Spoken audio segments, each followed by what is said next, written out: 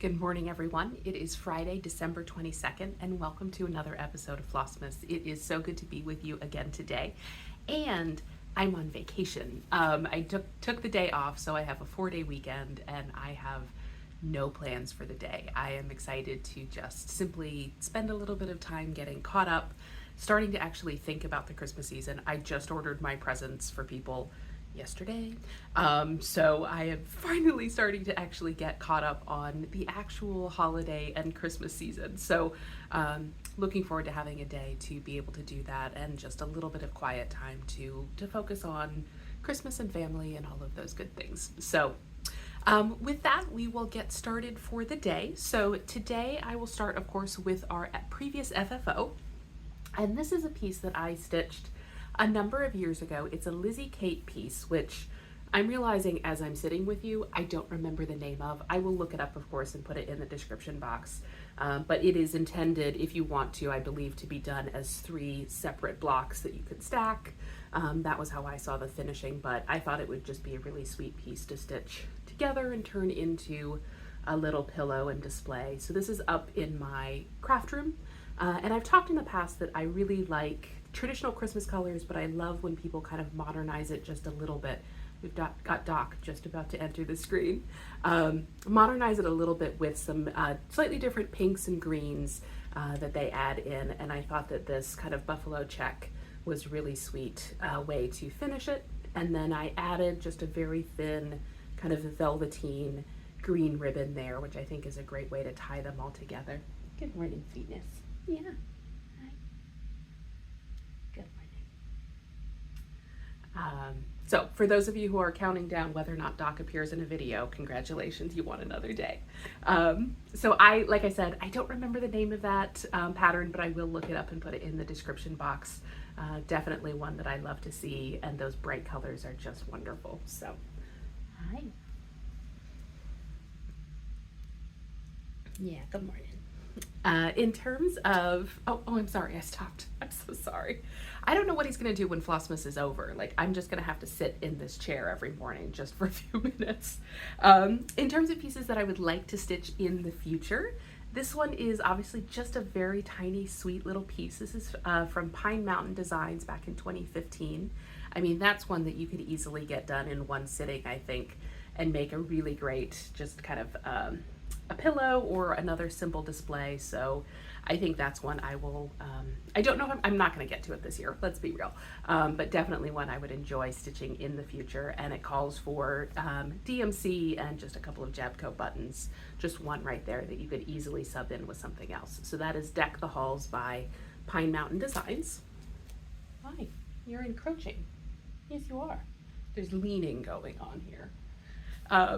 And then in the next thing, of course, is the advent calendar that we're stitching together. So I apologize, I noticed that when I hold it up the first time, it doesn't always focus. So I will try and keep that back a little bit.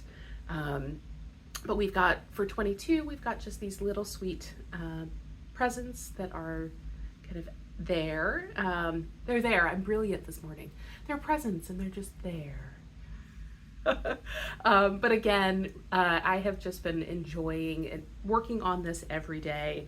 And you would think that I would get kind of tired of the stamp outline, but I find it very kind of just relaxing. I don't have to look at the pattern. I don't have to think about it. I can just stitch, and then I enjoy that. So it's just kind of a little bit of a quiet moment every day. Now, I have mentioned that I am running a little bit of a contest, a guessing game for this.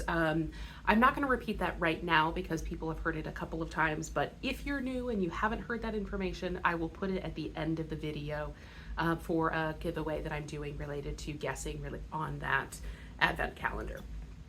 And then, of course, we have our the pieces that we're opening together. So we'll start with Historical Sampler Company today.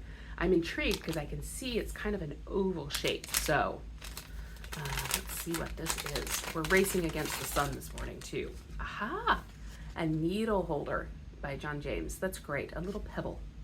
That's fantastic. So we've got various different needles in there, and these are great for finishing. These are large sizes, so that's going to be great. And my embroidery needle, I have a very large, is it tapestry needle? It's the one they use for like really large, easy needle point.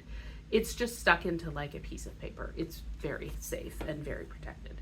So that will be fantastic to have. And then of course we have our Tom and Lily Creations threads. And desert. Another really nice, just basic kind of tan that can be used. That one's a great thing. I always have a tendency to pick out like the bright colors, the ones that draw your attention. It's like, no, you need basics. I need to tell myself this for my wardrobe as well. So that is our regular content for the day. And then I wanted to spend a little bit of time talking this morning about music. I was asked about that on an earlier video. Said, you've talked about movies, you talked about a couple of things. I'm totally paraphrasing on this one, but they said, hey, what about some music? So I don't know if I have anything particularly brilliant to say about music. I am the kind of person that I am very much a lay person when it comes to music. I don't have an ear for sound. I'm not a good singer. I've been in situations where I've started to sing in like a group setting and people have actually started laughing at me, like that's how bad I am.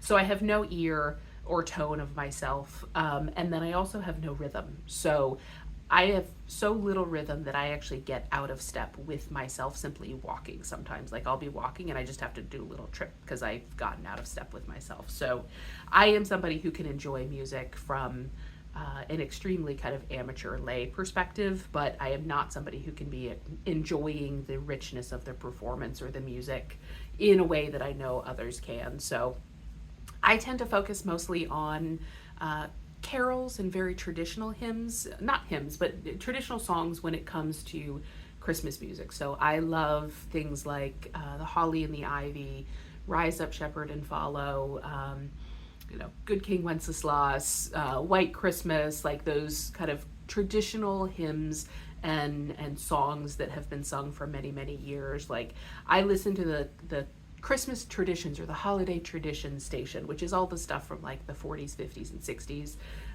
And it's not that I don't like modern music. I like the way that they've always been sung and I like the traditional versions. So that is very much the kind of thing that I enjoy. But really it's about finding voices and arrangements that I like. I've talked in the past that I could listen to Bing Crosby sing forever because I find the richness of his voice and his tone and the timbre of that sound to be very rich. Same with Natalie Cole, things like that. But one of my favorite songs is also like the one where David Bowie and Bing Crosby are singing together because I love those modern voices too, kind of bringing those all together. So I would say I'm kind of a plain Jane when it comes to music, but I really do enjoy it and appreciate it. A couple of other songs that I really like are Oh Holy Night, It Came Upon a Midnight Clear, like those types of songs. So very much something I enjoy. And I do start listening to Christmas music the moment that I can. I mean, I listen to it sometimes during the year, but on the radio, the moment they switch to a Christmas station, I am there until the last moment when they take it away from me again. So I have no problem with that. So I like having those around. There's also, I wanted to particularly talk about one piece of music in particular though, and that is Handel's Messiah. I think for so many people, Handel's Messiah is very much part of the holiday or the Christmas season. It's not actually entirely a Christmas thing. It's also about Easter and Passion Week and things like that. But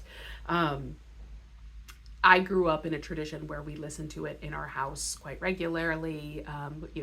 In the era in which you had to actually load your CDs into your music player, we had one that you bought a device and it would stack like 6 CDs and just play them all in one go. And so we had one of those that was just different versions of Handel's Messiah, and my dad would put it on, usually kind of around lunchtime on Saturday, and it would just play through the rest of the day. And you just had a day where you were listening to Handel's Messiah and you would just listen to different versions of it. And one of the things that, I knew I was an adult and had moved out of the house when I was gifted one year with my own stack of Handel's Messiah versions, like my favorite soloist, my favorite adaptation, my favorite one CD version, things like that. So that was very much a part of my growing up. We would go to live performances usually every year when we could. I've continued to do that somewhat, although not every year. The story about I think my parents went to a performance kind of at Christmas time one year, and they didn't realize that it was the full version of Handel's Messiah, not the abridged version that's often done at Christmas. And so they had some appointment later in the day, and this concert just kept going and going and going. And they got to the end, and they didn't have the libretto, they just had the words, which they repeat so much, it doesn't take that much space to put all of the words for it. And the last song just said, Amen. And they were like, oh, thank goodness, it's almost over, we have to go. And then the Amen song went on because it's just this ongoing kind of round of amens. And they just continue to tell this story.